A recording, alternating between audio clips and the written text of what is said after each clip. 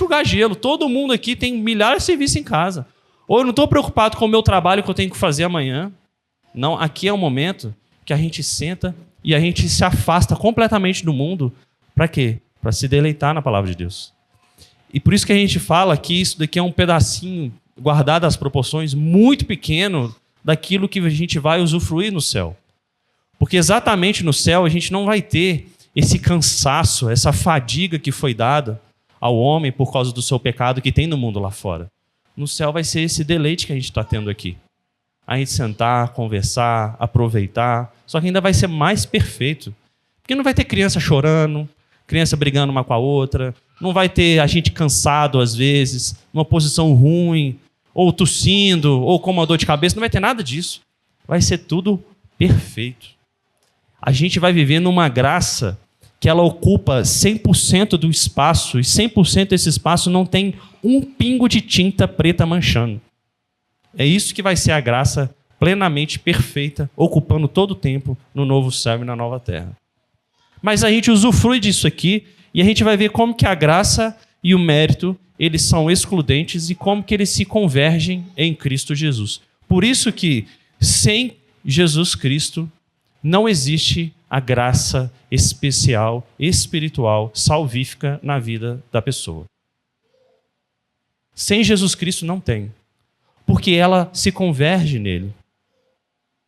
Então, se a pessoa fala que eu creio em Deus, nosso Senhor Todo-Poderoso, às vezes a pessoa tem uma outra religião, que o Jesus Cristo não é o Senhor dos senhores. Ele é apenas uma pessoa mais espiritualmente elevada, mas não, a gente não crê nisso. Ele é o Deus encarnado.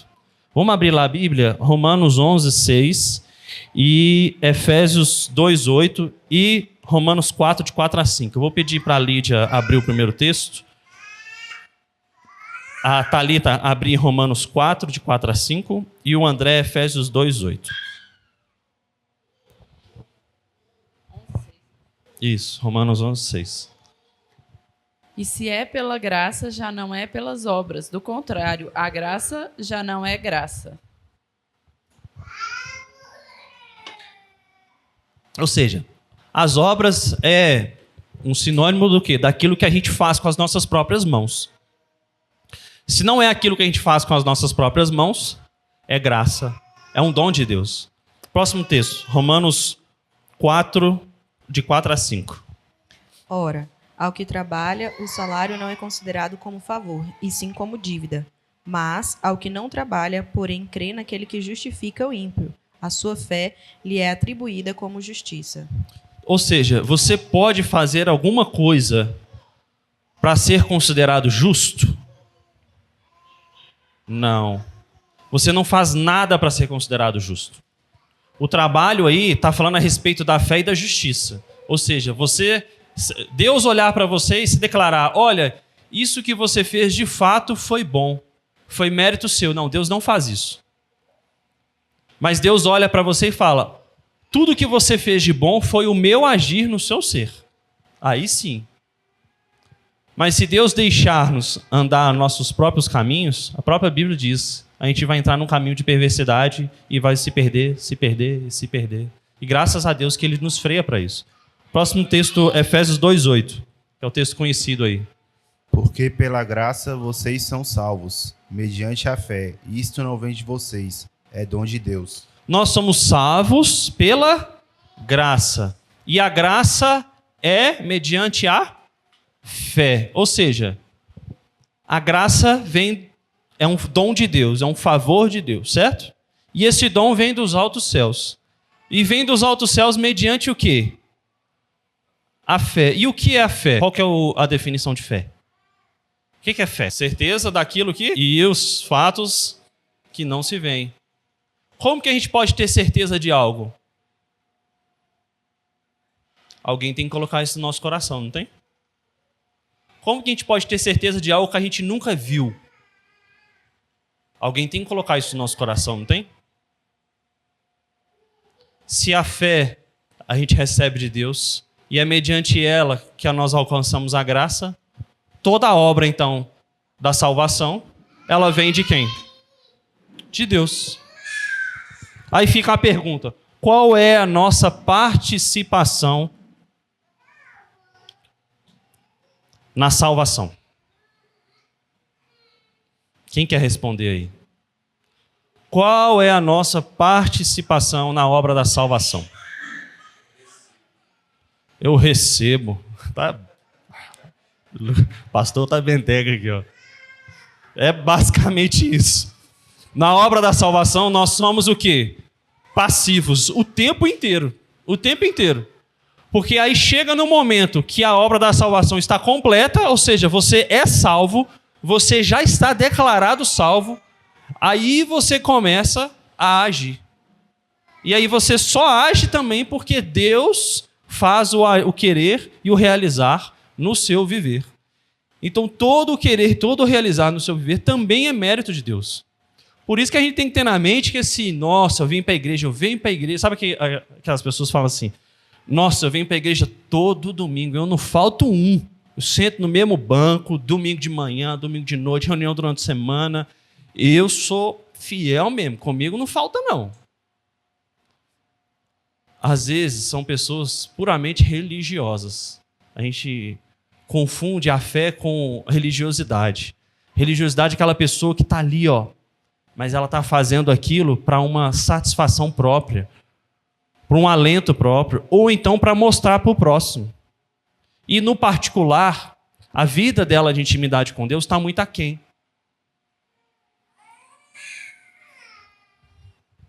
Vamos seguir. Algumas características dessa graça. A primeira coisa que ela é, como a gente falou por definição, ela é eterna, certo?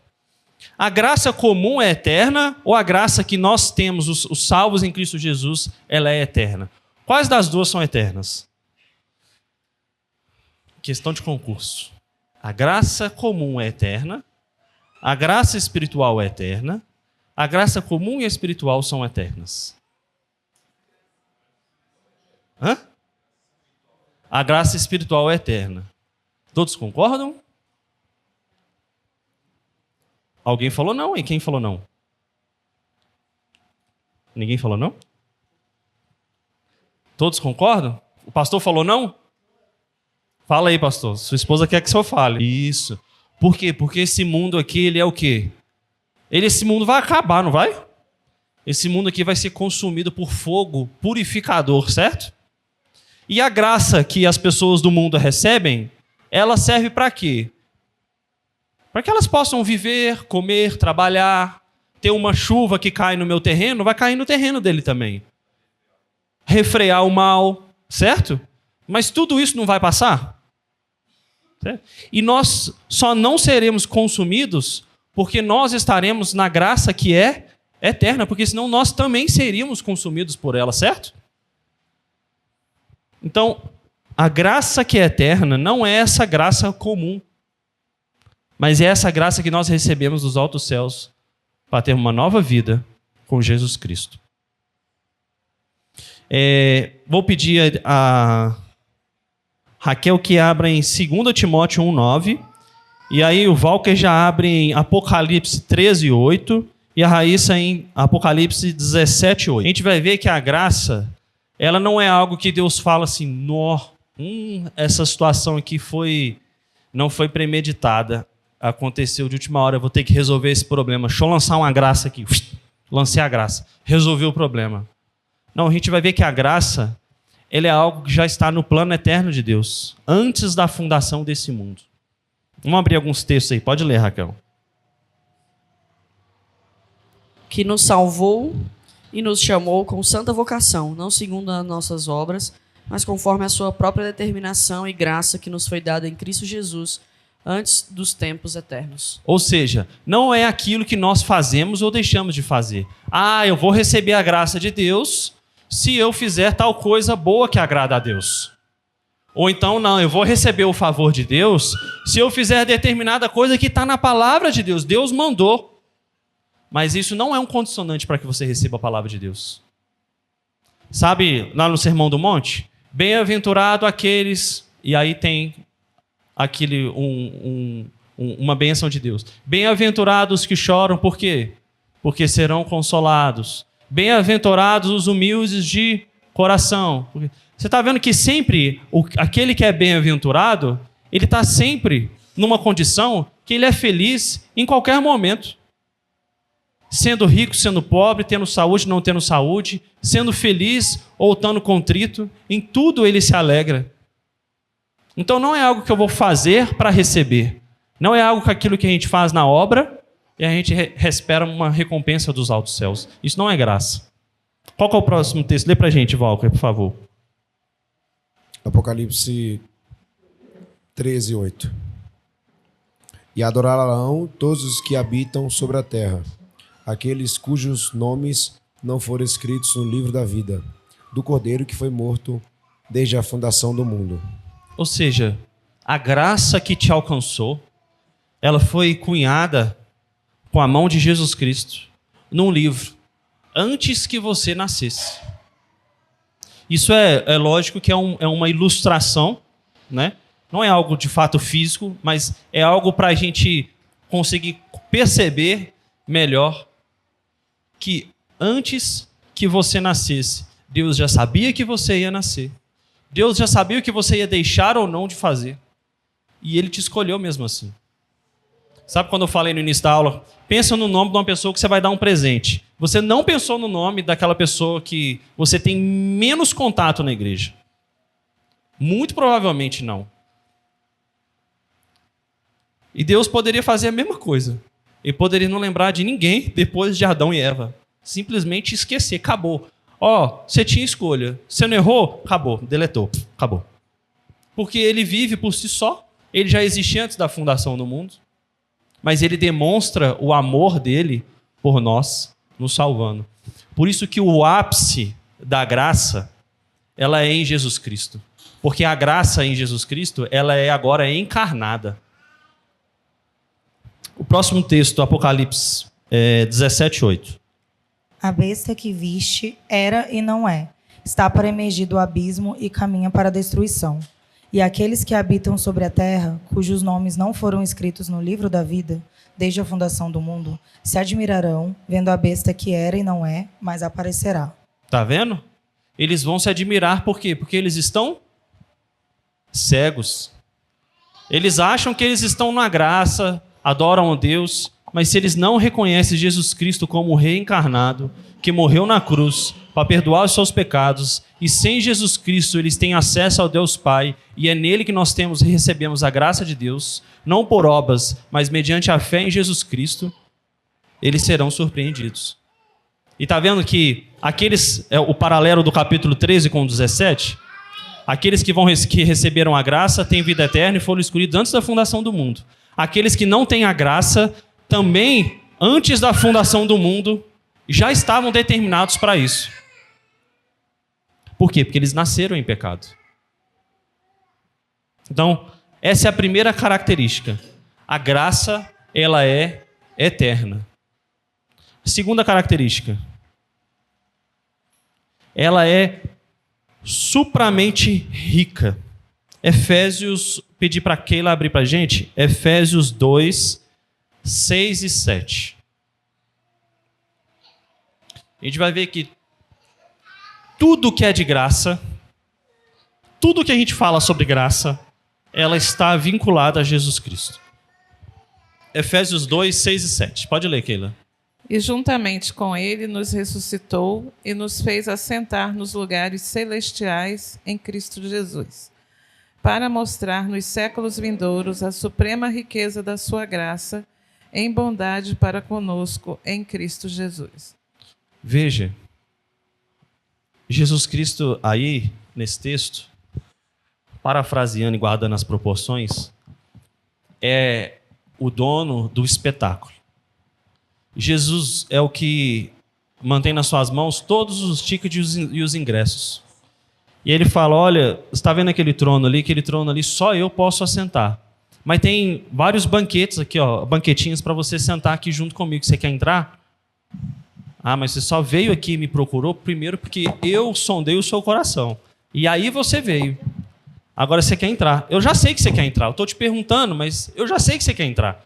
Porque eu estou fazendo você vir para cá. E aí Jesus Cristo pega e dá um ticket para você, um ticket para você, um ticket para você. E aí você assenta nas banquetinhas e ele está no trono. É isso que o texto está nos mostrando. É Jesus Cristo que nos convida a entrar. É Ele que faz com que a gente possa entrar nesse espetáculo. E veja, as características da graça, elas se conversam. Ao mesmo tempo que ela é superamente muito rica, ela é eterna. A gente vai entrar nesse espetáculo maravilhoso e a gente nunca mais vai sair dele. Porque a graça, ela é eterna. A gente nunca mais vai sair dele. A gente vai viver no melhor show, no melhor espetáculo, no melhor palco da vida, eternamente. Então, não há nenhuma manifestação dessa graça fora de Jesus Cristo. E eu não estou falando da graça salvífica, não. É da graça comum também. A graça comum, ela só existe se e somente se Jesus Cristo quiser. Porque aquela pessoa que está com saúde, tem um bom emprego, tem uma geladeira com comida gostosa na casa dele, ele só tem isso porque Jesus Cristo permite que ele tenha. Porque num estalar dos dedos, Jesus pode tirar tudo da vida dele, assim como pode tirar da nossa. Então não existe graça fora de Jesus Cristo. Nem a comum e nem a salvífica e espiritual. Beleza? Todo mundo entendeu? Então, ela se manifesta quando nós somos ressuscitados. Vamos lá, você já ressuscitou? Você já ressuscitou? Você já viu gente ressuscitando? Não é ressuscitar guardando as palavras, né? É que as pessoas têm parada cardíaca, aí junta o outro, monta em cima, faz a massagem. Voltou, agora voltou, tá? Você já viu? Você já ressuscitou? Hã? Já viu esse processo. Mas você já passou por esse processo? Você já? Eu já. Ninguém nunca passou, não? Às vezes quem nasceu num lar cristão vai ter mais dificuldade de enxergar de forma mais nítida esse processo. Mas quem não era, de fato, de uma igreja genuinamente evangélica, tem esse processo mais claro na cabeça. Você tinha uma vida, você estava virado de costas. E aí você vira 180, que você fala, olha, rapaz, agora para mim tudo faz sentido. Faz sentido por que eu faço coisas erradas. E por que quando eu faço coisas erradas eu me sinto mal. Faz sentido tudo que governa esse mundo. Faz sentido aquilo que está por vir. Pô, a pessoa leu a Bíblia, é exatamente isso. Isso é o ressuscitar. Quem tem Jesus Cristo já ressuscitou na primeira vez. Mas nós vamos ressuscitar 2 vezes, vai ser 2 paradas cardíacas. A primeira vez que você ressuscitou é quando você aceitou Jesus Cristo, professou a sua fé, primeiramente para Deus, e falou, Deus, obrigado. E provavelmente você chorou, ficou triste, se contristou, falou assim, obrigado, porque eu não merecia isso daqui. Eu não merecia. E foi o Senhor que me salvou. Essa é a primeira vez que você ressuscitou. Você estava morto. Você era uma estátua, uma pedra. A pedra, você belisca ela, a estátua, ela sente alguma coisa? Ela não sente nada. Ela é torporosa, ela está ali. Ó. Agora não, agora você sente. Agora você consegue, de fato, enxergar o mundo com os olhos que Deus te deu. Deus tira as suas escamas, a trave do seu olho, e agora você consegue enxergar o sentido de todas as coisas. Isso é o primeiro momento de ressuscitar. E aqueles que aceitam Jesus Cristo já ressuscitaram a primeira vez. Só que a gente vai ressuscitar 2 vezes. Que a primeira ela é espiritual e a segunda ela é física. Lembra que Adão e Eva eles morreram 2 vezes, morreram? Quando eles pecaram? Qual foi a primeira vez e a segunda vez que Adão e Eva morreram? Espiritualmente foi de forma imediata, não foi? Eles comeram no fruto, perceberam que estavam nus e se esconderam de Deus. Ali eles morreram espiritualmente, certo? Adão e Eva morreu espiritualmente nesse momento. E nós nascemos espiritualmente quando o quê? O Espírito de Deus faz morada em nós. Nós aceitamos Jesus Cristo. Certo? Qual foi o segundo momento que Adão e Eva morreram? anos depois, que de fato o corpo deles já não aguentava mais e de fato eles o quê? Morreram fisicamente, certo? E quando que nós vamos nascer de novo fisicamente? Quando? Quando? Quando Jesus voltar. Se Jesus voltar nesse momento, quem vai nascer primeiro? Quem vai ressuscitar primeiro? Os que estão mortos ou os que estão aqui na terra? Os que estão? Isso, qual que é? Pode falar, pastor. E depois? Num estalar de? Exato. Tá vendo que tem 2 mortes no Éden e tem 2 nascimentos pós-Éden, pós-queda. E nós já vivemos, nós que estamos aqui, a gente já viveu o primeiro nascimento. E agora a gente aguarda o segundo nascimento, que é quando Jesus voltar. Aí não vai ter careca, não vai ter diabético, não vai ter hipertenso, não vai ter manco, vai ter nada, né? É o que dizem, não sei como é que vai ser. Vamos lá. Então, ela é supremamente rica nesse aspecto. Terceira característica. Vamos terminar a segunda. Quando fala que ele nos coloca nesses assentos celestiais, é aquilo que eu falei. Jesus é o dono do espetáculo. O espetáculo é ele próprio. E ele está sentado no trono. E ele que te convida e te dá os ingressos para você sentar nas banquetinhas e contemplar o espetáculo que vai ser eterno. É isso. Então nós fomos libertos das trevas e agora a nossa luta ela é espiritual quanto àquilo que é mal. Particularmente, se te falar, se você tem alguma luta espiritual, você tem, não tem? Todo mundo tem. Todo mundo tem. É um texto conhecido aí, Paulo também tinha o seu espinho na carne, não tinha? O maior apóstolo que propagou o evangelho de Cristo Jesus pela terra, ele tinha seu espinho na carne, e todos nós temos. E é isso que nos faz vencer a cada dia.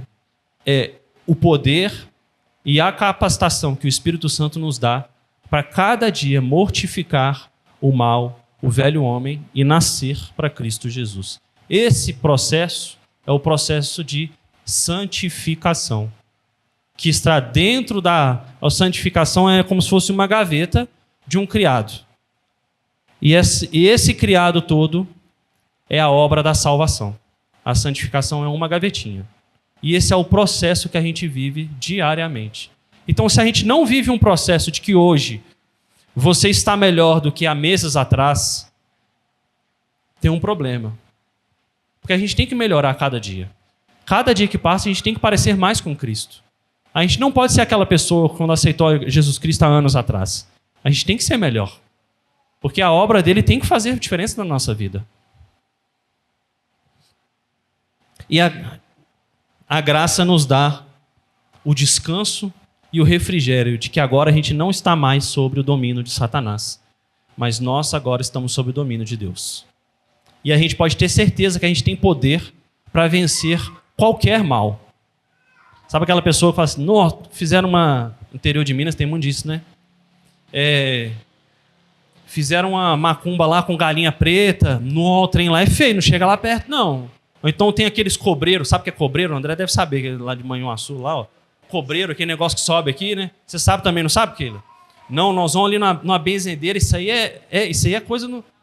Pode falar galinha preta, pode fazer o que você quiser, derramar o sangue que você quiser. Simpatia, essas coisas. Você quer meu nome completo? Eu te falo meu nome completo. Essas coisas não têm poder sobre nós mais. Nós estamos libertos disso. Muito maior aquele que está em nós do que aquele que está no mundo. Terceira característica. A graça é soberana. Jesus Cristo, ele é eterno, certo? Certo? E Jesus Cristo, ele é supremamente rico, certo?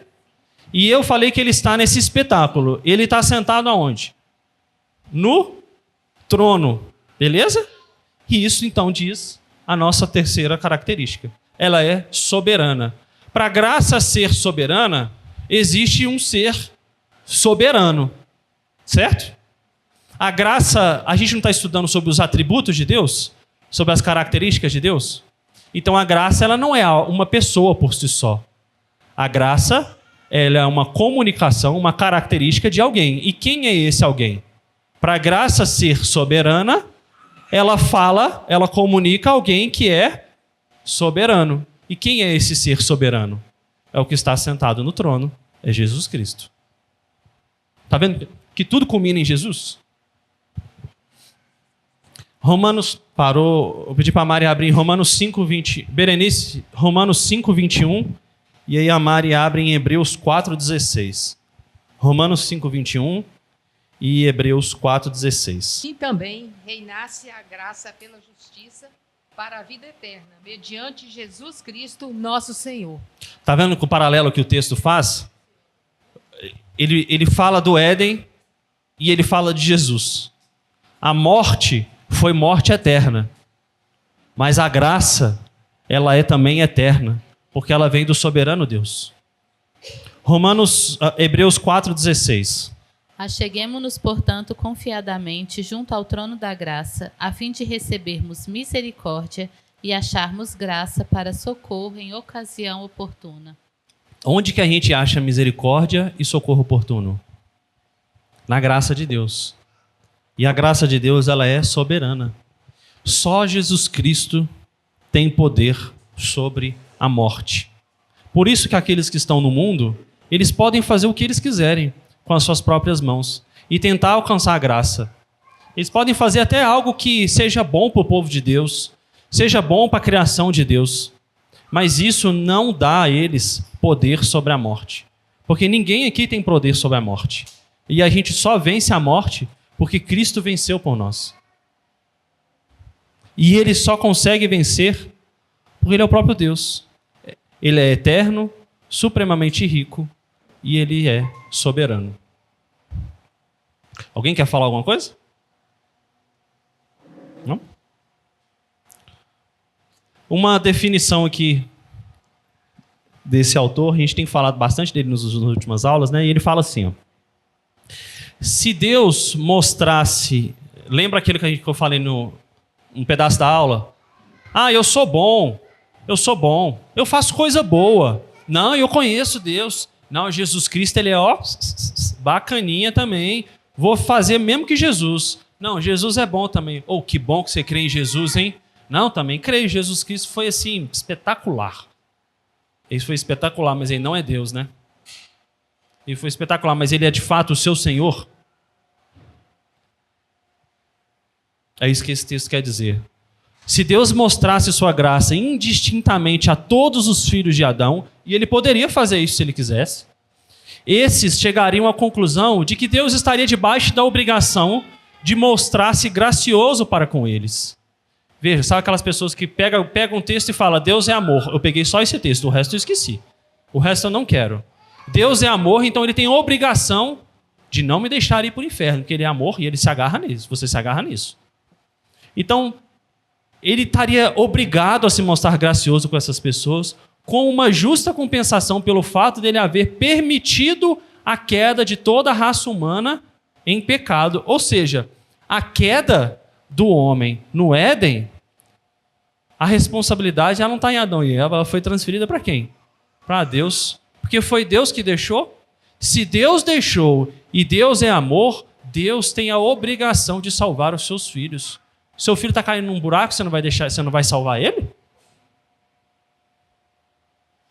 Mas o grande Deus não está obrigado a isso, com quaisquer de suas criaturas, muito menos com as que são rebeldes. Então você vai falar assim para o seu filho cai no buraco, você vai tirar ele do buraco, não vai? Mas você fala assim para o seu filho, essa panela está quente, não encoste o dedo. Eu já te falei, essa panela está quente, não encoste o dedo. Eu não vou falar de novo. O menino vai lá e faz o quê? Psss, queimou o dedo. Você não avisou? A responsabilidade é de quem? Não é da criança? Mas o pai ele tem que fazer o quê? Cuidar, não tem? E é isso que Deus faz com aquele que ele salva. Mesmo a criança querendo colocar o dedinho ali para sentir o que é quente, Deus fala, você não vai encostar o dedo nele, não. Eu não vou deixar você cair no buraco.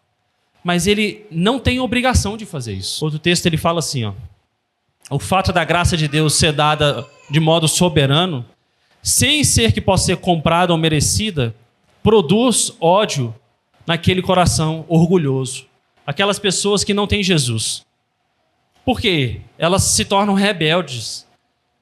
Porque aquele que é rebelde e não recebeu um presente, ele vai ficar o quê? Com inveja daquele que recebeu um presente, não vai? Imagina uma festa. Aí nessa festa tem 10 pessoas que fazem aniversário numa escolinha. Tem 10 pessoas que fazem aniversário no mesmo dia. 9 ganharam presente e 1 não ganhou. Esse 1 vai ficar o quê?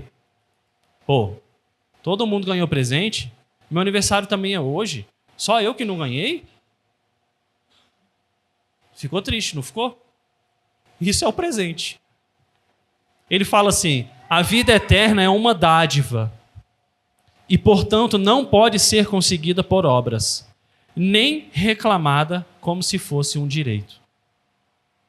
Se a salvação é uma dádiva, quem tem o direito para dizer a Deus que ele deveria concedê-la? Está Deus obrigado a dar por força a sua dádiva àqueles que não a apreciam? Está obrigado a salvar os que têm resolvido seguir os seus próprios caminhos? Veja, você blasfema do Espírito Santo até o seu último suspiro. Deus não é obrigado a te salvar. Você não o reconhece como seu Senhor e Salvador. Partindo para a parte final da aula, agora nós vamos falar do aspecto da graça na restauração daqueles pecadores. O que ela faz em nós? Então, a gente já viu que a eleição, como os textos que nós lemos, que foram feitas antes da fundação do mundo, ela é uma obra exclusiva de Deus. E a eleição, ela é o primeiro elo da corrente da salvação e ela termina com a graça. Eu pedi para a Marina abrir para a gente em Romanos 11, 5 e 6. Vou pedir para o André abrir em Gálatas 1, 6. E a Nayara em Romanos 3, 24. Romanos 3, 24. Pode ler, Marina. Assim, pois, também agora, no tempo de hoje, sobrevive um remanescente segundo a eleição da graça. E, se é pela graça, já não é pelas obras. Do contrário, a graça já não é graça. Do contrário, a graça já não é graça. Nós falamos que na obra da salvação, esse momento da graça na restauração da pessoa é chamado de vocação eficaz na doutrina teológica. O que é a vocação eficaz? Eu tenho uma vocação para ser determinada coisa. Você tem um chamado para ser determinada coisa, certo? Não é assim que a gente usa no mundo aí? O que é a vocação eficaz? É um chamado irresistível de Deus. Deus fala assim, fulano, eu vou te tirar das trevas, você não vai ser uma pedra, uma estátua a mais. Acabou. Você não tem chance, possibilidade de falar eu não quero. É isso. Lê o próximo texto aí, o presbítero André. Gálatas 1, 6. Admira-me que estejais passando tão depressa daquele que vos chamou na graça de Cristo para o outro evangelho. Isso. Eu vou terminar de ler esse texto aqui, que esse texto é importante. Gálatas 1:6. Gálatas 1:6. Agora nós vamos ler o 15 e o 16. Fala assim: quando, porém, o que me separou antes de eu nascer e me chamou pela sua graça, aprove revelar seu Filho em mim, para que eu os pregasse entre os gentios, sem detença, não consultei carne e sangue. Esse texto fala muito de que nós devemos falar para todas as pessoas, independente da raça, independente da idade, e que aquele que fala de Jesus Cristo fala sendo capacitado pelo Espírito.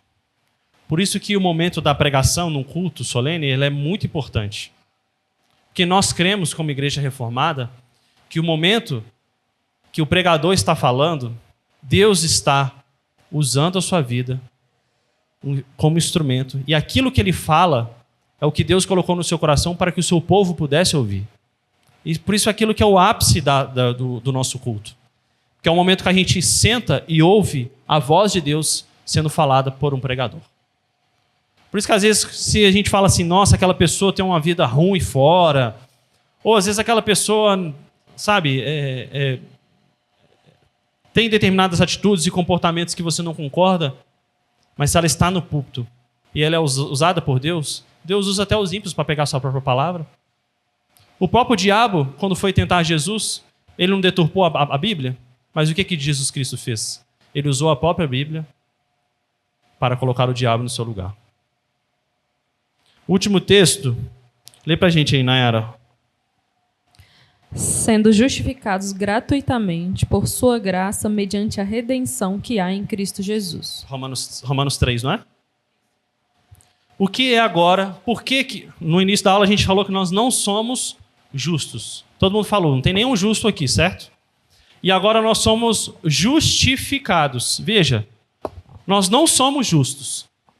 Mas nós somos o quê? É um ato de declaração. Então agora nós somos declarados perante o Supremo Tribunal de Deus, os justos. E como que Deus olha para a gente e fala, eu considero você justo. Pelo quê? O que você precisa fazer? Eu vou tomar essa água aqui. Crer em Jesus Cristo. Tem mais alguma coisa ou não?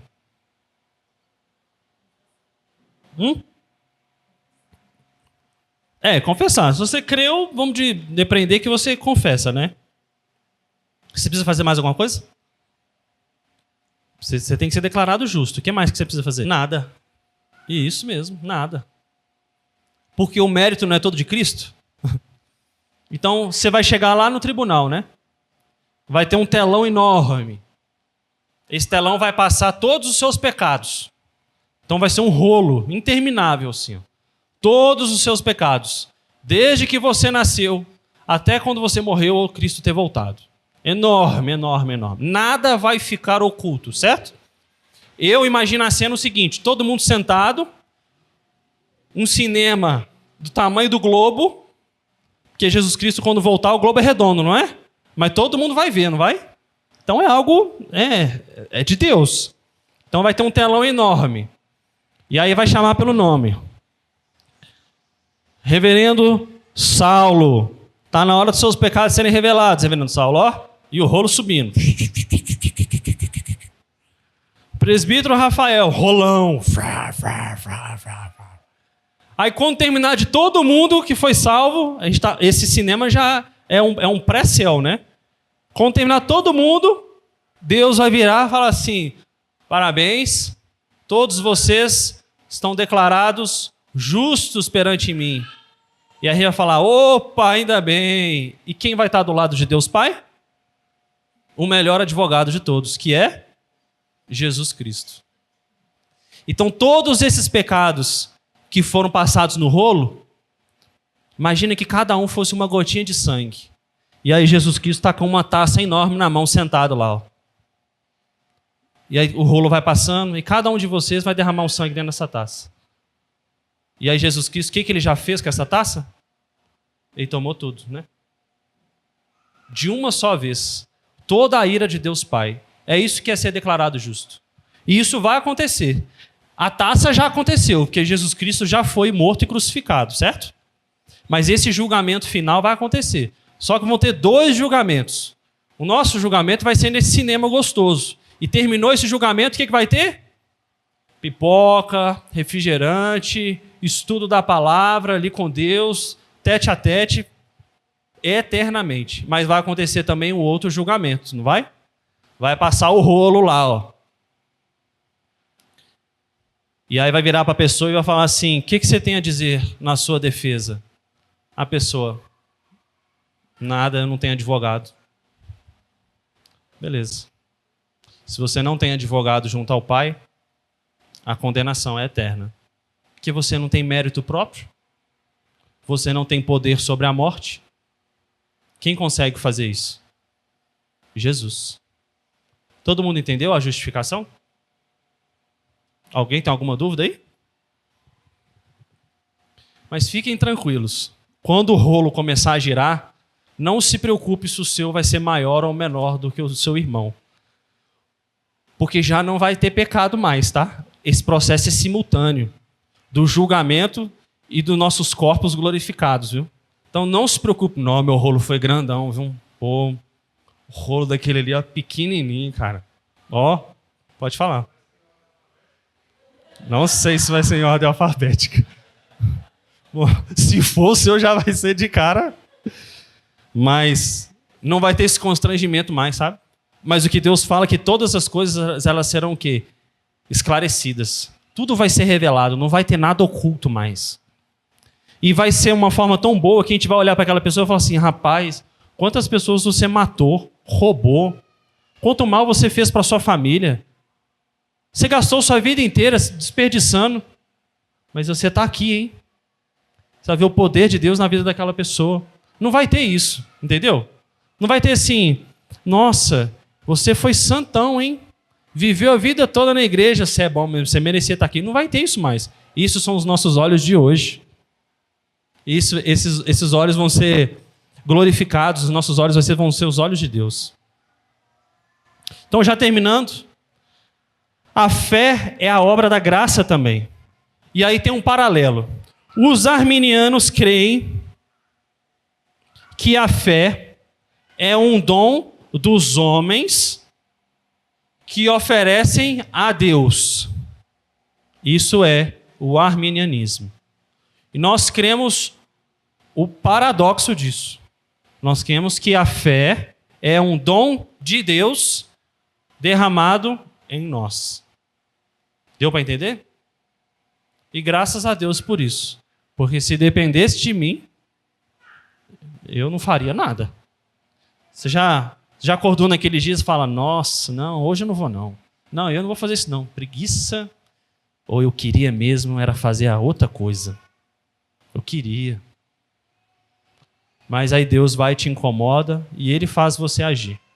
Então, essa é a diferença do arminianismo e do calvinismo. O arminianismo crê que a fé é um dom de Deus e eles oferecem a Deus. Já nós cremos que isso vem de Deus. E tem alguns textos, vamos ler esses textos só para finalizar. Pedir para o presbítero Quias abrir em Atos 18, 27. O pastor Saulo, 1 Pedro 5,10. Atos 18, 27. Pastor Saulo, 1 Pedro 5,10. Pode abrir, pode falar. Querendo ele percorrer a Acaia, animaram-no os irmãos e escreveram aos discípulos para o receberem. Tendo chegado, auxiliou muito aqueles que, mediante a graça, haviam crido. Esse texto de Atos 18, deixa eu abrir aqui. Você leu 27, né? Li o 27. Esse texto fala sobre Apolo. Se a gente ler lá no início, versículo 24 e 28 fala assim, ó. Nesse meio tempo chegou a Éfeso um judeu natural de Alexandria chamado Apolo, homem eloquente, poderoso nas escrituras. Veja, Apolo era uma pessoa que tinha o dom da fala. Ele instruído no caminho do Senhor, ou seja, ele tinha base da bíblica. E sendo fervoroso de espírito, falava e ensinava com precisão a respeito de Jesus. Conhecendo apenas o batismo de João, ele, pois, começou a falar ousadamente aonde? Nas sinagogas, para os judeus. Ouvindo, porém, Priscila e Áquila, tomaram-no consigo com mais exatidão e lhes puseram o caminho de Deus. E aí o texto que a gente leu. Querendo ele percorrer a Caia, animaram os irmãos e escreveram aos discípulos para o receberem. Tendo chegado, auxiliou muitos aqueles que mediante a graça haviam Cristo. Porque, com grande poder, ele convencia publicamente os judeus, provando, por meio das Escrituras, que Cristo Jesus é o Senhor. Veja, essa pessoa ela tinha o dom da fala, ela tinha um conhecimento teológico, mas quem que convencia de fato o coração das pessoas? Não era ele. Era o quê? O poder das Escrituras. É Deus que convence o coração. Você pode falar para a pessoa durante 30 anos. Você não vai convencê-la. Quem convence é Deus. Mas isso não tira a responsabilidade daqueles que os falam. A gente tem que falar o tempo inteiro, porque a gente não sabe quem são a semente que vai cair em solo fértil e a que não vai cair. algumas características finais aqui da santificação da graça. Pastor, lê para a gente em 1 Pedro 5,10. Ora, o Deus de toda a graça, que em Cristo vos chamou à sua eterna glória, depois de terdes sofrido por um pouco, Ele mesmo vos há de aperfeiçoar, firmar, fortificar e fundamentar. Tá vendo? Essas palavras, aperfeiçoar, firmar, fortificar, fundamentar, isso é o processo que a gente chama de santificação. É aquele processo que a gente morre para a velha criatura que nós temos e nós nascemos em novo em Cristo. A cada dia, a gente tem que melhorar, santificar, nos aperfeiçoar na obra dele. Aí tem alguns textos, a gente não vai ler, que a gente já está no final, mas pela graça o evangelho é dado e as referências. É pela graça que a palavra de Deus também é dada, é pela graça que o evangelho de Deus também é pregado, é pela graça que nós recebemos dons espirituais, nós já estudamos isso aqui na igreja, é pela graça que homens são chamados ao ministério, aqui no caso ao ministério pastoral. Tudo é pela graça. Pela graça recebemos libertação do perigo. É pela graça que nós podemos viver nesse mundo com sabedoria. É pela graça que aqueles que são casados vivem em harmonia. Sem graça não existe harmonia. Para finalizar, a Trindade e a graça. É assim. Deus Pai é a fonte. É a fonte. Aquela fonte de água cristalina. É o Deus Pai. O Deus Filho é a expressão da graça. Ele é o canal. Existe a fonte que jorra aquela água límpida. Jesus Cristo, ele é o canal. E esse canal leva essa água. E qual o Espírito Santo? O Espírito Santo é aquele que administra. Para onde que essa água ela vai se ramificar? E aonde que ela vai chegar? Em quais são as pessoas? Esse é o papel da Trindade na graça. Deus Pai é a fonte, Jesus Cristo é o caminho, e o Espírito Santo está ali coordenando o percurso. E a diferença entre misericórdia, que nós já vimos, e graça. O que é misericórdia? Misericórdia é Deus não dar aquilo que nós merecemos. O que é? A morte eterna, certo? Isso é misericórdia. E o que é a graça? Graça é Deus dar aquilo que nós não merecemos. Ou seja, a misericórdia e a graça é os dois lados de uma mesma moeda. Ao mesmo tempo que Deus é misericordioso, ele é gracioso. Porque se Deus não te deu a morte eterna, agora ele é misericordioso, certo? E se ele não te deu a morte eterna, ele te deu o quê? A vida eterna. Então ele também é o quê? Gracioso. Está vendo? A vida e a morte, a queda e a redenção, elas andam juntas. E o ápice disso tudo está em Jesus Cristo. Aquele que tem a graça soberana e é o único que tem o mérito próprio. E nele nós alcançamos salvação. Beleza? Todo mundo entendeu? Alguém tem alguma pergunta? Consideração? Não? Então, terminou. Vamos orar então? Deus, obrigado, Pai, por nos mostrar um pouco mais da Tua palavra, ó Deus, e podemos, ó Deus, aprender mais de Cristo Jesus e nos achegarmos mais a Ele, sermos cada vez mais dependentes dEle, ó Deus, e da Sua graça que é derramada em nós. Obrigado por esse favor imerecido, Deus. Sem a obra do Senhor não estaríamos aqui, não teremos a alegria de viver para o Senhor, ó Deus. E o nosso coração anseia, ó Deus, pela volta de Cristo Jesus, onde viveremos, ó Deus, face a face com Ele, ó Deus, em plena alegria, em pleno amor, ó Deus, na graça abundante do Senhor, ó Deus. Obrigado por nos tirar das trevas e pela Sua obra, ó Pai, salvífica em nossos corações. Em nome de Jesus. Amém.